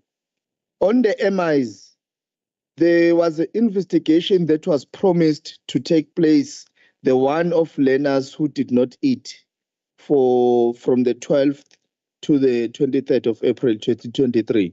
AG advised the accounting officer that there's material irregularity on the appointment of the service provider. And then the accounting officer promised that there will be investigation that's going to take place. I think he responded in May, but they were advised in September 2023. Is the investigation has started? Is there any case in place around that? What's going on with that? What was happening around that? We all know about it. We heard about it in the radios and everywhere when that issue occurred. Where are we with that? What's going on? Is the investigation has started or not? If not, that means the other investigations that we are promised, they won't materialize. They won't take place. What's going on around that? Thanks. Let me say immediately that after what happened in April 2023, there were many investigations that took place around the issue of NSNP. The one that actually was a basis of material irregularity was that learners were not fed.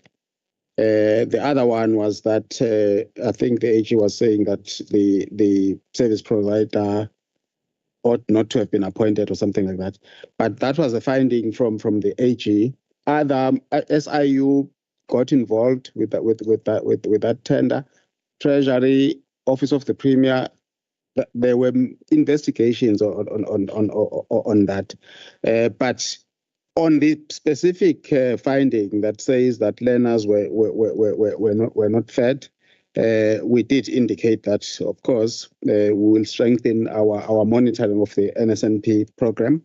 But on whether the service provider qualified to be appointed, there was an argument there around certain specifics, and that's where the investigation is going to be. Otherwise, it's investigation for more for the future, because we accepted the irregular expenditure and we disclosed it as such in our books. Fortunately, that tender was cancelled immediately, and therefore we didn't incur that much of irregular expenditure because of that tender, because it was cancelled within weeks after our awarding it. So the irregular expenditure that was disclosed was not for the full tender, but was for whatever we had paid for it. Right, HOD. Now it's my turn. Okay, and it's been a long day, so I will try and make it as brief as I can. HOD, the AGSA reports to us that we have issues relating to unsupervised calculations of employees' payments, which the AG clarified. This means that in a particular month, somebody might get paid extra because the codes on Persol were not properly applied or whatever the case may be. And what was concerning, what the AG told us, is that when that happens, there's not always a proper recovery of that. So if I tie that in with slide 12, which was in the AG's report, which I'll just go to now, they refer to unauthorized expenditure, which ballooned from 4 million to 63.5 million. I want to know what portion of that ballooning from 4 million to 62.5 million is made up of this lack of supervision of employees' calculation. Because in the AG, I think, as far as I understand, this has been was explained by your department, was due to the wage agreements, the national wage agreements. But how much of that ballooning, so it's about 59 million, how much of that ballooning was due to this lack of proper supervision of employee remuneration calculations? Can I get an answer on that, please? And we'll move on. Actually, I'm asking for an answer on this question now, and then I'll move on. Okay. Did you get the question? The question that says how much of unauthorized expenditure was due to overpayments? Yes. Can we just quickly clarify? According to the AG, you explained the unauthorized expenditure to be largely due to having to come up with the money for these wage agreements, and we understand the problems there. I'm saying of that, how much was this incorrect calculation of employees' remuneration? So how much is just a mistake? Okay. Chair, the AG made that finding based on a particular sample, and after that, we have commenced a process of verifying exactly that kind of information. That's one. Two, we've also, in the process of getting things done electronically, as Honorable Lungwane was indicating, because part of it is that almost all our transactions are manual. And that is why it would not be easy for me, for example, to immediately tell you that the overpayments amount to or account for this percentage, all because it would need a kind of manual calculation to actually check that after we have investigated all cases of overpayment, not just the ones that the Auditor General had picked as part of the sample.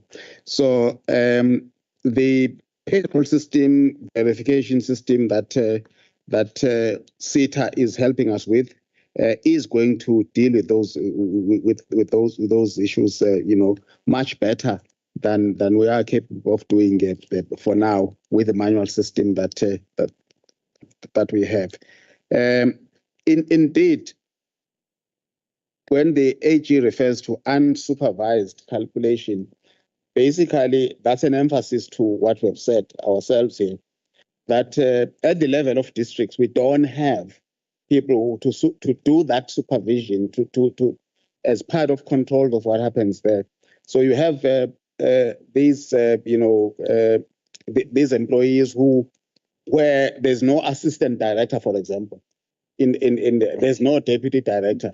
There's only the district director who doesn't have staff below them to actually deal with those operational compliance issues that are needed.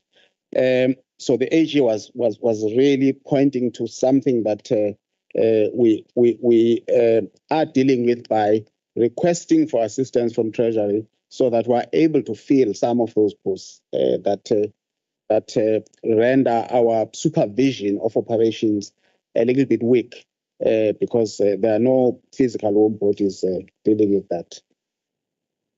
Okay, JD, thank you.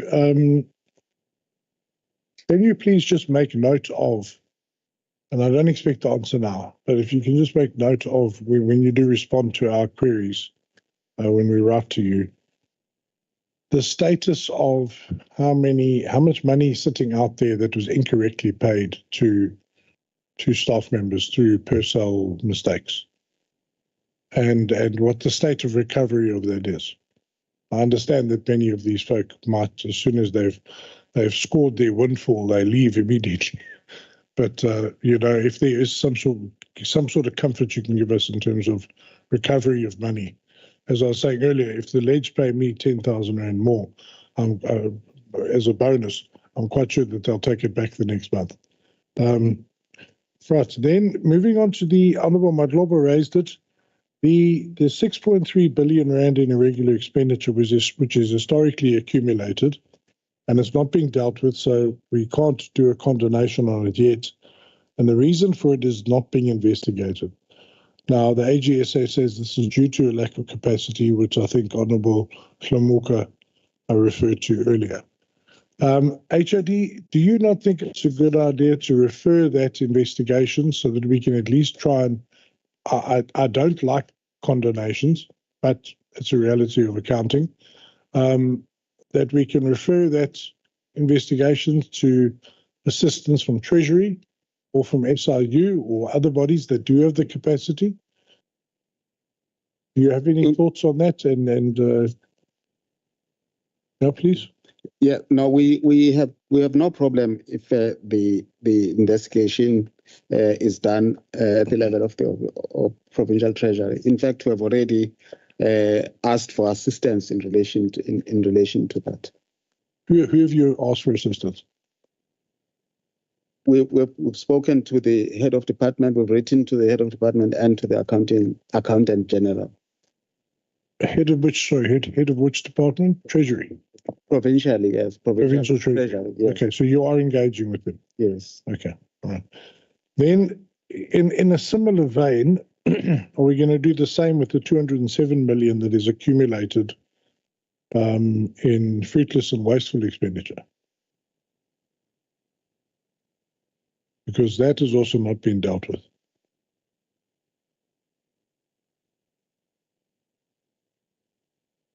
will you be doing, or have you already approached Treasury? Yeah, I think in our report, our report does indicate that provincial treasury in situations such as this has been assisting us by lending us some personnel to actually come and assist us.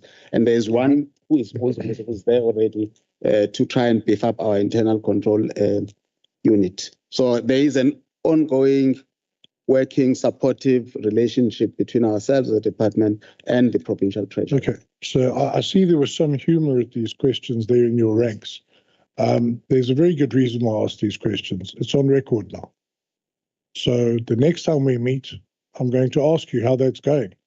And we would have recorded that on the 15th of October 2024, you told me in this house that you'd asked Treasury for assistance. So if there's still a problem a year from now, or 6 months from now, I'm going to say, but hang on a second, you asked Treasury for help. So I get the humor that you think maybe I'm not prepared, but there are specific reasons I'm asking these questions. Anyway, let's move on. Another great concern that I have is on I'm just now referring to the AGSA report again. The issue of staff debts. Do you know where it currently stands? What the current staff debt level is? Yes. Are you able to give me that figure? We can provide with the figure. No. You should know this.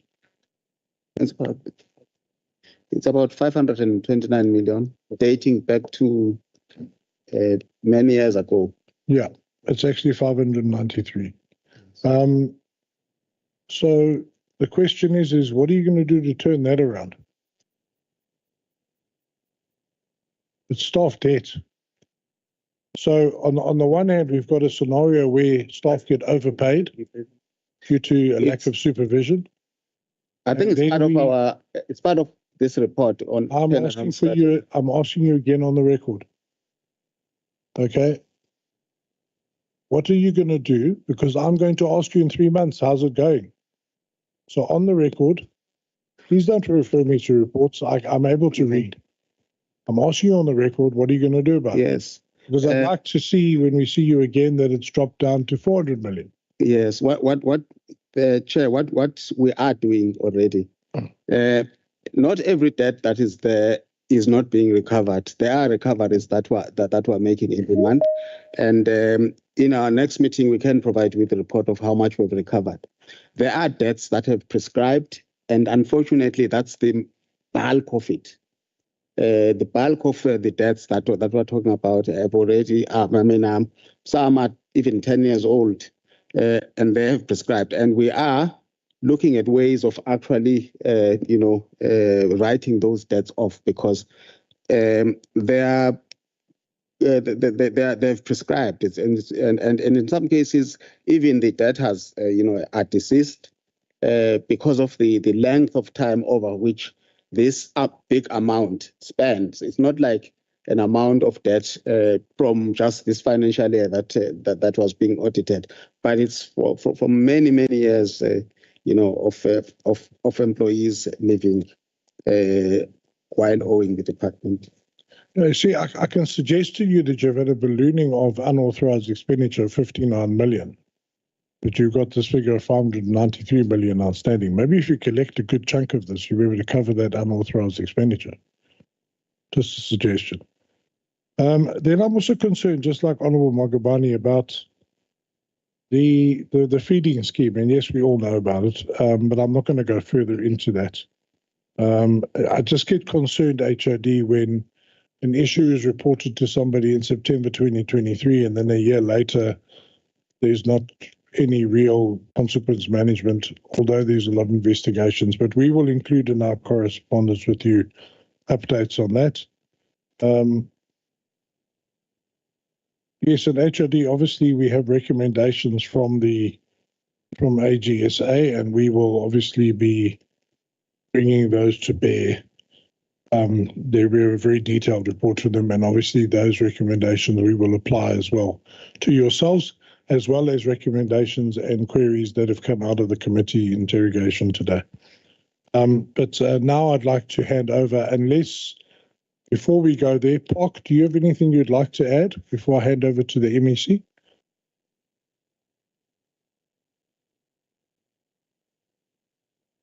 Always easier if you use the mouse and click on it. Oh, all right.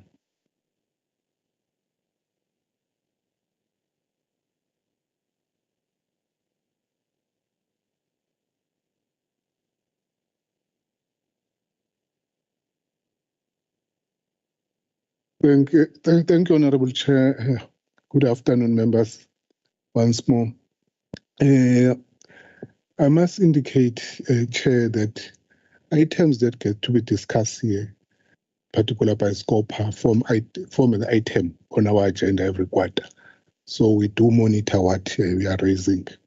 But just because of time, I will just indicate one thing, that we acknowledge that the department has no capacity, but the recommendation that seemed to be taken by the meeting to say let them communicate with Treasury in terms of forensics for investigations, I must indicate that that function is no longer at Treasury, is at PT, it's OTP.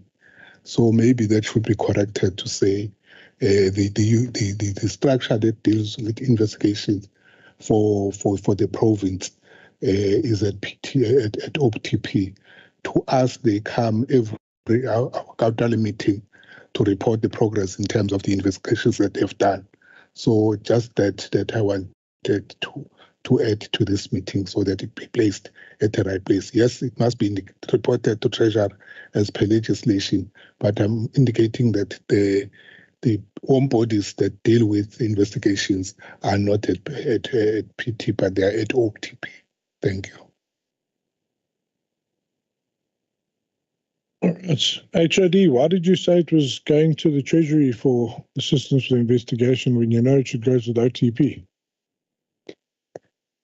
No, we're not talking about forensic investigation. We're talking about capacity. For Treasury is assisting us with capacity by lending us people who were part of internal audit, to come and assist us. Forensics, of course, if it has to be that way, we are aware that that is under the Yes, no, HOD, it was on a lighter note. That's fine.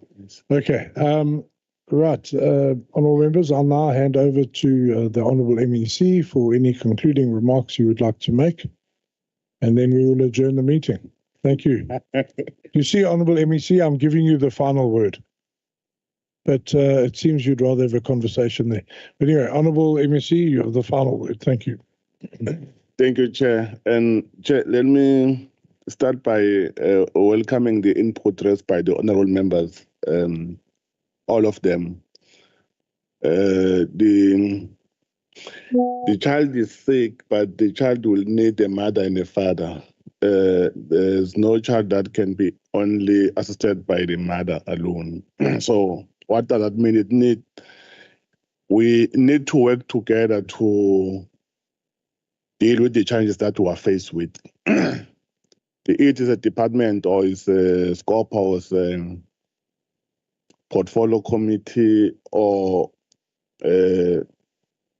any other sister department, might be treasurer or OTP. Chair, the reason I've been wanted to raise issues because I understand as already indicated earlier, the impact on living issues not clarified. Why I'm saying that, I can make an example with was an issue that was raised by an Honorable Mbata and also Honorable Umakubane about the infrastructure. It's correct that the AG might go to site and find that there are challenges in terms of the spec that have identified, in this case, in the case of Maritime, they've identified that there was a poor workmanship for windows and doors. But after that, then the AG will take pictures and will ask the department. And the AG will do their own processes. But as a department, we have a responsibility as we visit site, because we don't visit site every day. And normally projects have project plan. You know that there is a foundation, there is a superstructure, there is a roof. Sometimes doors or windows, they are part of a superstructure, but a project manager might be not there every day. Found that the time the AG visited, found that there are challenges, and we have a responsibility. If we found that there is something wrong, we don't pay twice. A contractor must pay from their own budget. I thought it's important to clarify that, because I'm just thinking about where the human settlement, they are building 50 houses. And there are processes. They must start with the, what do you call this thing? Slab.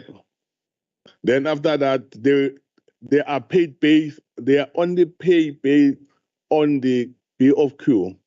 I think HOD can be on my side. I would go on support. I understand the consequences, HOD. But I'm saying it's important to understand all those, so that when we raise issues and we try to respond, understand that you are correct, but we are also correct in the way we are raising it, in terms of now a project management point of view.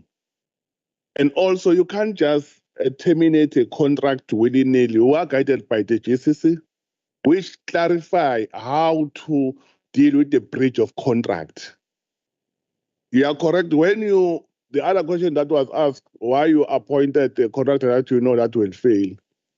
You only appoint based on what is submitted to you and their supporting documents.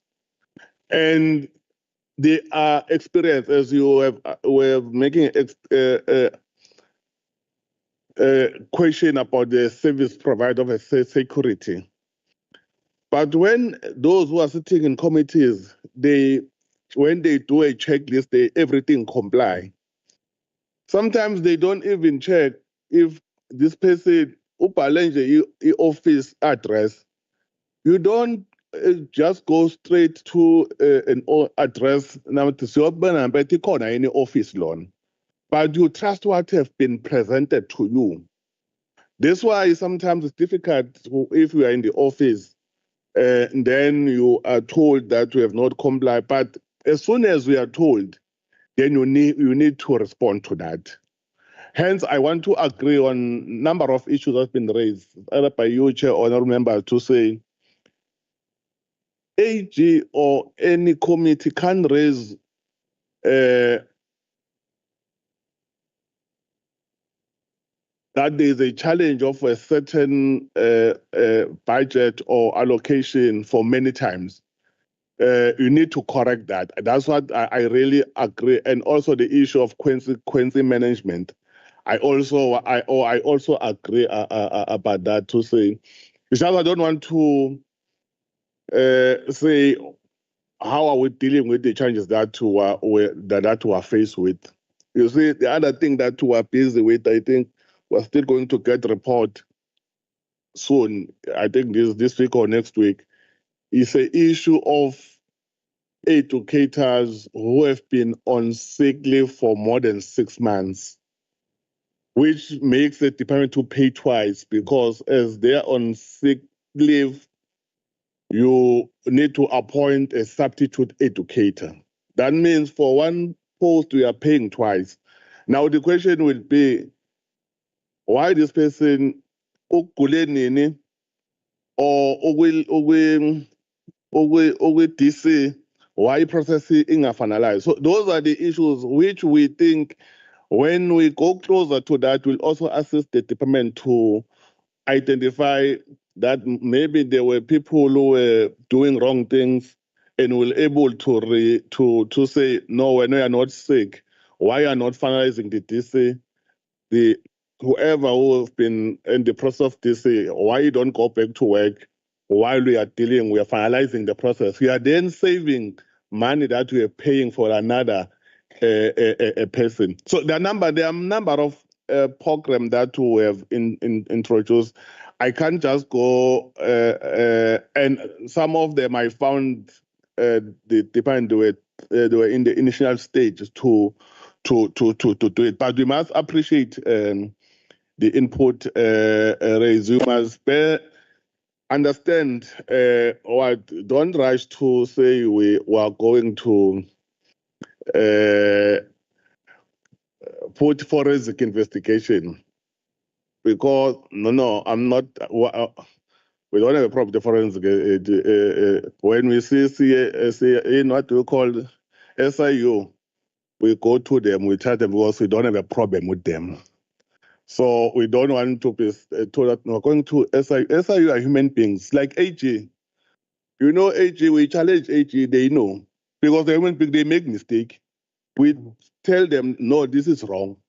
That's why when they submit a management report, you still need to engage it and say, no, I think your analysis is not correct. This is more information you are giving. That's why sometimes they change, because they're human beings. There's no one who has a monopoly of intelligence in this country. So anyone must be subjected to a process. And part of the process to say, listen to another part so that you will also be listened. It's like a respect. If you want to be respected, you must also respect others, irrespective of position, because position are just there. But what is important is a respect, which having said that, Chair, we really want to appreciate. We will wait for the report from the SCOPA. I know that you serve together with Dix, and now he will want to influence you to his tendencies of national tendencies. So I want to say, Chair, reject that invitation. It's not an honest invitation. That invitation is an invitation that might compromise the committee later. Thank you very much, Chair. Thank you to all members. And you will, thank you, Honourable Klamuka. Just in full transparency, I was in SCOPA from 2014 to 2019, and then I moved to the NCOP, and that is when Honourable Dirks came in. So he has not influenced me. I'm just aware of his experience there. Thank you very much, everyone. I really do appreciate it. For the students who have sat through a very long session, I hope you found it a little bit interesting. But this is really the coalface of what we have to do in politics. We have to make sure that money is spent properly. To Park, thank you very, very much for your inputs. And to AGSA, where as always, we appreciate your inputs. We appreciate the advice you give us. And honourable members, thank you for your commitment. And let's keep the department in the ICU. Let's keep an eye on them, and let's make sure that the right doctors are treating and the wrong doctors are kicked out, if I could use that example. Okay, so thank you very much, everybody. Obviously, Friday is cancelled because of the Senior Citizens Parliament, but we will reconvene next week, Tuesday, at the same place. I believe it's social development. Chair, when are we going to deal with the report, today's report, or committee report? Sorry? When are we going to deal with the report of today? Well, you're welcome to make submissions. I don't have that report right at my hand. We need to obviously still put it together. Yeah. Okay. Yes. Or you can make submissions. Any members can make submissions. Right. I did on the previous occasion. I said on the group, I said, please, if you want to make submissions of specific things you'd like asked the department, please feel free to do that, and it'll be included. There's no such thing as a bad question, so let's ask them. Everybody, thank you very much. The House is adjourned. Sorry, there is a late lunch, some of our advised. Thank you.